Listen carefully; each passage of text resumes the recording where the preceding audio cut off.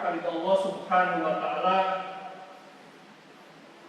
khatib berwasiat khususnya kepada diri pribadi dan umumnya untuk jamaah sholat Jumat untuk sama-sama bertakwa kepada Allah Subhanahu wa taala. Tundukkan hawa nafsu kita, kendalikan dan jadikan nafsu kita berjalan di atas ketentuan syariat Islam. Laksana perintah Allah dan jauhi semua larangan-larangan dari Allah Subhanahu wa taala dengan ringan dan ikhlas. Sungguh ketakwaan akan menentukan derajat kita di sisi Allah Subhanahu wa taala. Jamaah sholat Jumat yang sama-sama mengharapkan ridha Allah Subhanahu wa taala,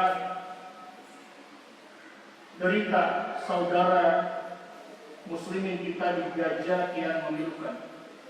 Lebih dari 11.800 orang menjadi korban kebiadaban Zionis Yahudi laknatullah.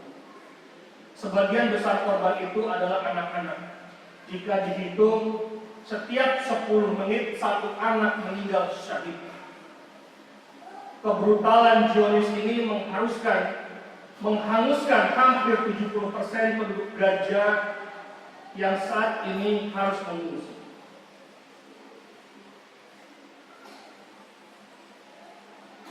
Apa yang dilakukan oleh Zionis tampak sekali bukan sekedar perang biasa. Tapi ini adalah genocide atau pembunuhan massal secara terencana. Aksi mereka didukung sepenuhnya oleh negara-negara barat seperti Amerika, Jerman, Prancis, dan memberikan bantuan keuangan dan militer kepada entitas Yahudi. Sebaliknya, para pemimpin dunia Islam hanya mengecam dan mengemis bantuan kepada PBB yang sejatinya PBB sendirilah yang melahirkan negeri Yahudi itu sendiri. Mereka hanya bisa mengemis dan mengecam, bahkan penguasa Yordania, Qatar, Mesir, dan Arab Saudi menolak usulan embargo minyak ke negeri Yahudi dalam konferensi tingkat tinggi atau KTT yang luar biasa OPI dan Liga Arab. Azerbaijan, Kazakhstan, dan Turki sebagai pemasok utama minyak bumi tak mau menghentikan ekspor mereka. Sungguh ini adalah pengkhianatan para penguasa muslim. Dan pertanyaannya, mengapa ini terjadi? Jemaah sholat Jumat yang sama-sama mengharapkan dari Allah Subhanahu wa taala, ini terjadi karena sebab mereka punya daya dan kemampuan untuk melawan Yahudi pada. Militer mereka jauh lebih kuat dibandingkan Israel. Mereka justru memberi jalan bagi Yahudi menguatkan diri dan melindungi penjajah ini agar tetap kokoh di wilayah Palestina. Para pemimpin Arab dan dunia Islam bukan saja mengkhianati Palestina, tapi tanpa malu-malu mereka mengkhianati Allah dan Rasul-Nya. Mereka bersekutu dengan musuh-musuh Allah dalam firman Allah Subhanahu wa taala dalam Quran surat Al-Imran ayat 118 yang artinya, hai orang-orang yang beriman, janganlah kalian menjadikan teman kepercayaan kalian orang-orang yang ada di luar kalangan kalian. Mereka tidak intinya menimbulkan kemudaratan bagi kalian. Mereka menyukai apa yang menyusahkan kalian. Telah nyata kebencian dari mulut mereka, sementara apa yang disembunyikan oleh hati mereka adalah lebih besar lagi. Sungguh telah kami terangkan kepada kalian ayat-ayat jika saja kalian paham. Al-Imran ayat 118. Jamaah sholat Jumat rahimakumullah, pengkhianatan penguasa Arab dan dunia Islam lainnya adalah menyerahkan nasib Palestina kepada PBB agar menerima gencatan senjata dan solusi dua negara atau two-state solution.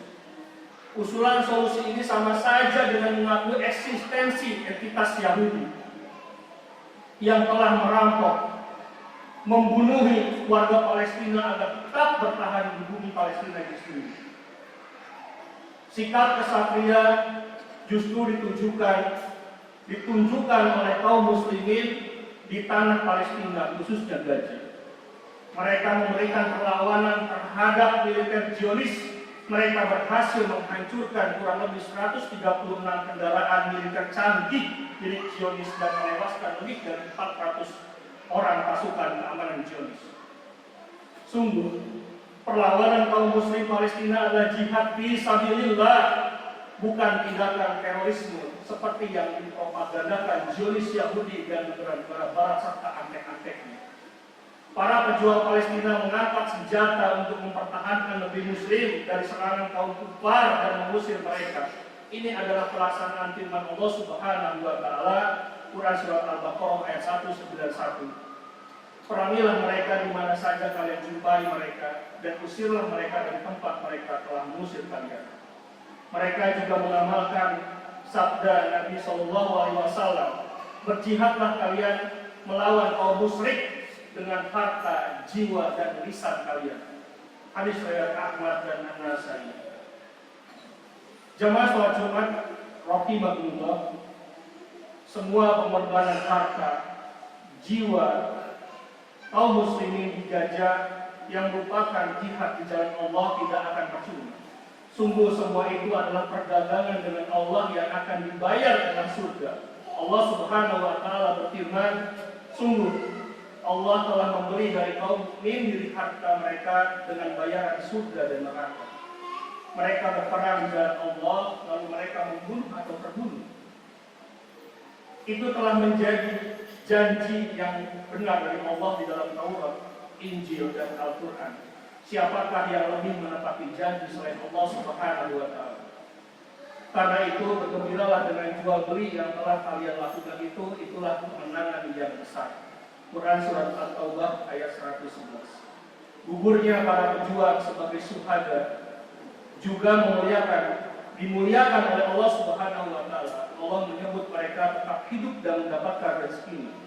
Janganlah kalian mengira bahwa orang-orang yang gugur di dalam Allah itu mati. Bahkan mereka itu hidup di sisi Tuhan mereka dengan mendapatkan rezeki. Quran surat Al-Imran ayat 169. Jamaah sholat Jumat rahimahullah, pengkhianatan para penguasa Arab dan dunia Islam harus diakhiri. Sudah saatnya kaum muslim bersatu mengangkat pemimpin yang satu bagi seluruh kaum muslimin sedunia, menerapkan syariat Islam secara kafah demi izzat Islam wal muslimin. Marilah tolong agama Allah, ingatlah firman Allah Subhanahu wa taala, ya ayyuhalladzina amanu in tansurullaha yansurkum wa yusabbit aqdamakum. Wahai orang-orang beriman, tolonglah agama Allah, niscaya Dia akan menolong kalian dan menumbuhkan kedudukan kalian. Barakallahu li wa lakum.